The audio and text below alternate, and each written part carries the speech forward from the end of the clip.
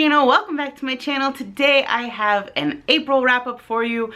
I'm just considering it an April wrap-up because it's the end of April and I haven't wrapped up anything this month. So yeah, that's what we're doing. I have 10 books to talk about, so let's jump right on into it. The first few books I'm going to talk about are all the books that I don't physically own, so I'm not going in order of how I read all of these. I'm just going in order of the books that I don't own versus the books that I do own. The first one being Mr. Penumbrum's 24-Hour Bookstore by Robin Sloan. I gave this a 5 out of 5 stars. This is a book about a 24-hour bookstore, but the bookstore is a little bit different than most bookstores. It's about this guy that just kind of discovers this one ad to work at this 24-hour bookstore, but there's a catch. There's a certain customer base that comes into this bookstore looking for specific books that they have in the back of the store, which they call the way back, and they never buy these books. They have a membership card, they hand them their card, ask for a certain book, he goes back, gets the book, gives it to them, and trades out the book that they had, and it's very mysterious, and he wants to know what's going on with these books, and the whole story kind of follows him trying to figure out the deal with these books and all of these customers, and it was just a really fun story. Very interesting story. I really enjoyed it. I really enjoyed the storytelling. I had a little bit of issue at the end. I feel like it wrapped up fairly quickly. Like all of this stuff was happening and then it just kind of ended. But overall, I really loved the world. I loved the world building and the storytelling, and it was just overall a really fun book to read. I did listen to this on audiobook and I enjoyed the audiobook. It was the audiobook that I read to get me out of my audiobook slump of Illuminae, so it was a pretty good audiobook. And the only other book that I read that I don't have a physical copy of is On the Day I Died by Candace Fleming. This is a collection of short stories, 10 short stories to be exact, all about various kids who are telling the story of how they died. It's ghost stories. It was fun. It was okay. I gave it a 3 out of 5 stars. I didn't really feel a connection to any of the stories. I'm not a huge short story fan to begin with, but we were talking about paranormal stuff at work and I thought I'd pick it up because I stumbled across it in Overdrive.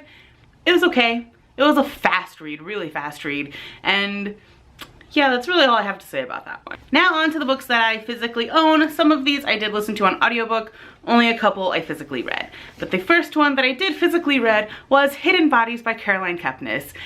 I loved this book. I loved it more than You. This is the sequel to You. It was amazing. I'm not gonna go too much into it, but it basically still follows our main character, Joe. It is not in the second person like the first one was, but we follow Joe all the way across the country. He ends up moving to California for various reasons, and you just keep following him, and I loved it. I loved it so much. It's so creepy. Joe Goldberg is probably one of my new favorite characters, even though he's creepy and crazy and creepy. Did I mention creepy? It was a really good book, and I'm pretty sure she's writing a couple more in this series. I hope so, because I just want more. I want more of her writing. I want more of this character. I just want more. It was fantastic, and I did give this a 5 out of 5 stars. The next book that I have here I did read on audiobook, and that is The Vile Village by Lemony Snicket, the 7th book in the Series of Unfortunate Events series. I am still working on it.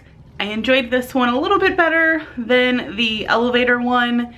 A little bit. We're starting to get more story and not just the same cookie cutter part of the series. I am still enjoying the series. I gave this a 4 out of 5 stars.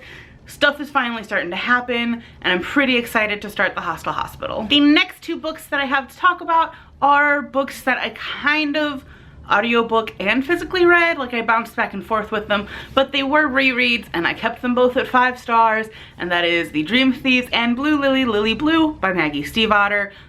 Books 2 and 3 in the Raven Cycle series.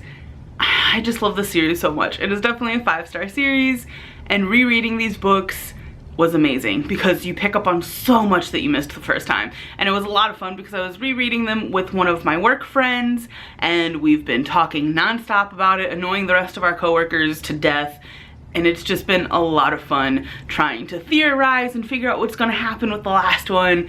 And yeah, I love this series. The next book that I have here is one that I've already mentioned in this video, but that is Illuminae by Jay Kristoff and Amy Kaufman. I really loved this book. I finally got around to reading it. I bought this specifically because of how beautiful it is and because everyone keeps talking about it.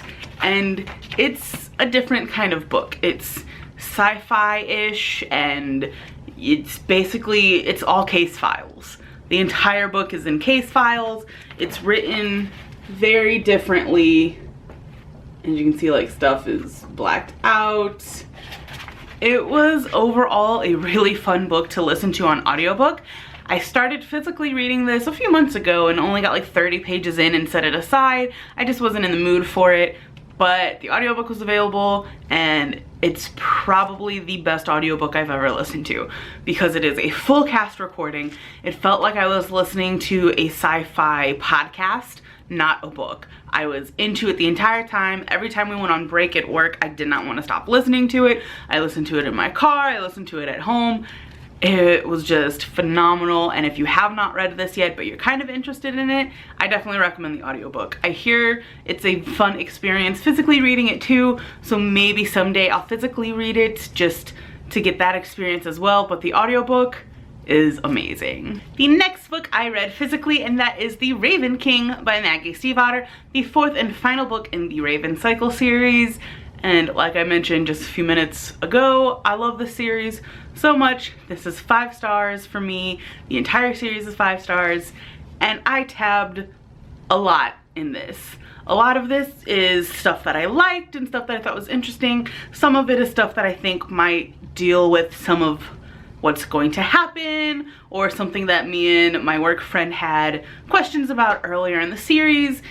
And it was just overall fun. The reading experience for this book was completely different for me because I actually annotated this book. Yeah, I have never annotated a book before, and it was actually really fun. And the only reason I did this was because I knew that this was not going to be my only copy. I went out and bought this early since it was out early at Barnes & Noble, and I had already pre-ordered the signed copy, and I'm buying it again, maybe, probably, at her book signing. So yeah, this book, this entire series is just so amazing, and I love it. And the last book that I have for this wrap up, I'm super excited to have finally read it. If you've been around on my channel for a while, you might remember that this was one of my most anticipated reads of last year, and The Dust Jacket has been sitting on my bookshelf, and it's been sitting on my nightstand since June. And I finally read it. I did end up listening to the audiobook instead of the physical book, and that is Dead Ice by Laurel K. Hamilton.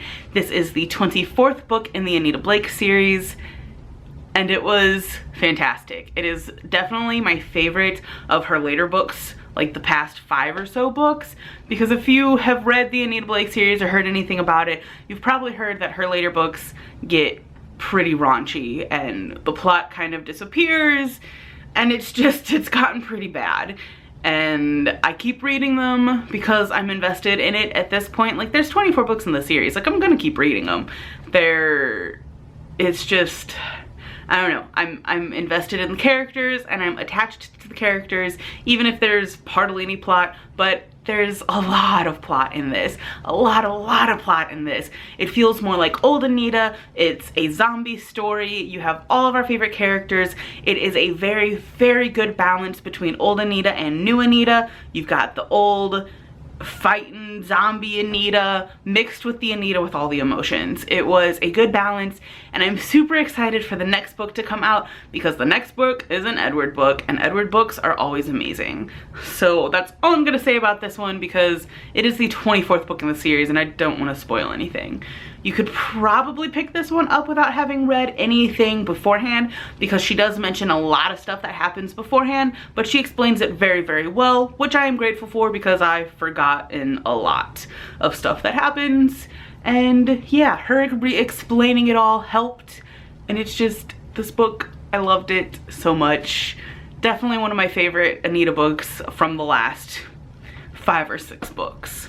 And that is all I have in terms of this wrap up. I hope you enjoyed this video. If you've read any of these books, feel free to let me know what your thoughts are on them. If you have any questions about what I thought of any of them in particular that I did not mention, let me know. I'll gladly talk about any of these books in the comments because I've loved almost all of them. The only one that was kind of meh for me was On the Day I Died. Honestly, after I read it, I forgot almost everything that happened, but you know, you can't have good books every single book you read. But it has been a fantastic reading month. I can't wait to see what May has in store. May's gonna be kind of crazy with BookCon, even though it's just a weekend. I've already started prepping for BookCon and getting things ready, and there are a lot of good releases in May that I'm really looking forward to. I'm super excited to see what I pick up from BookCon. So as of right now, I have no clue what I'm going to be reading in this coming month because I'm kind of waiting to get stuff from BookCon to really figure out what I'm gonna be reading. But that is all I have for this video. I hope you enjoyed it. Hope you're having a fantastic day. Again, thank you so much for watching, and I'll see you guys next time. Bye.